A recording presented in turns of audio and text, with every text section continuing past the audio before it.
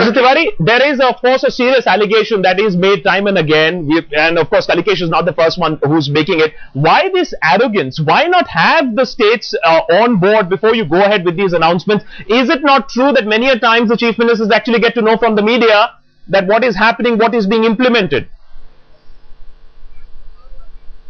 Well, to my friend Mr. Kalikesh Singh Deo, the only thing that I would like to very respectfully point out is that if he goes to the National Investigating Agency Act, which was passed by both houses of parliament, some of the powers which they have objections to in the NCTC are actually contained in the NIA Act. So therefore, to say that this is happening for the first time, the central government is trying to trample on the rights of the states, I think is completely erroneous. But I do not want to turn this debate, into only an NCTC affair. Yes. Because on 5th of May, I think we would again be having a larger debate on it. Okay. On the question of arrogance, I suggest, and I would like to very humbly submit, that it does not lie in the mouth of the representative of a state which has just been party to the most abject capitulation to the Maoists to really talk about arrogance or to preach national security doctrines to others. I think there is a need to introspect that the NCTC is about building capacity, to have a seamless response to terror.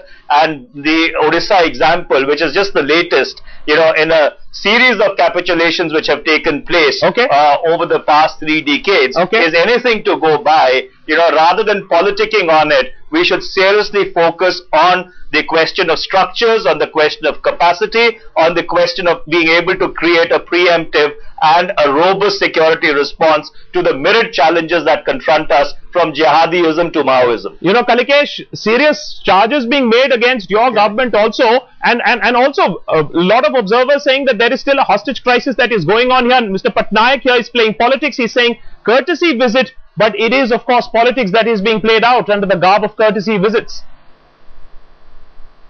Look, I agree partially with Manish Tiwari, good friend of mine, that we should be talking about beefing up the existing securities network and beefing up the software and the hardware of the local police. Okay. But the fact is, after constant demands by the Chief Minister of Odisha for additional funds and additional resources, the centre has not been able to live up to that.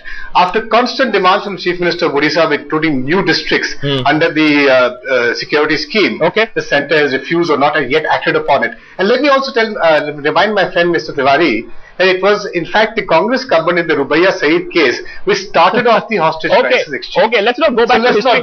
Let's not go back to history. Poranjoy, what I want to know from you is that now looking at the future, is this going to get worse? Is it perhaps unprecedented, this kind of anger and this kind of ganging up towards the centre? Yes, the centre is weak. Where do we go from here?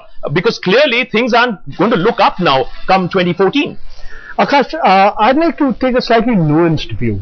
There are 3 dimensions to it. I think many state governments genuinely feel that on important issues they are not being consulted. Okay, it's all very fine to say that this National Centre for Counter-Terrorism is going to be discussed again on the 5th of May, but it's also linked to security. It's linked to internal security. So rightly or wrongly, willy-nilly, this issue is bound to have come up.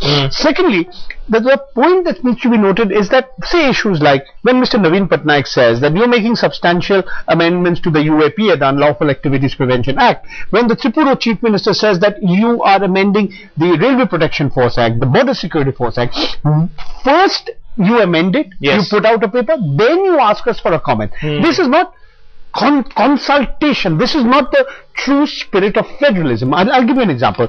You have a body called the Interstates Council. If the same issues have been, if the Interstate Council has been literally fallen into disuse, if you had put them together, raised these questions there, then you would have perhaps had less of a problem. Having said this, let's also accept that many of the states have not accepted the Supreme Court's orders in reforming the police force. So that's point one. Second point is that, look, when you see a central government which is weak, there is a certain amount of grandstanding that's bound to happen. So the chief minister see, okay, the government is not as strong as it was, so this is a good occasion for us to flex our muscles and do that grandstanding. And finally, the last point, let's look at personalities.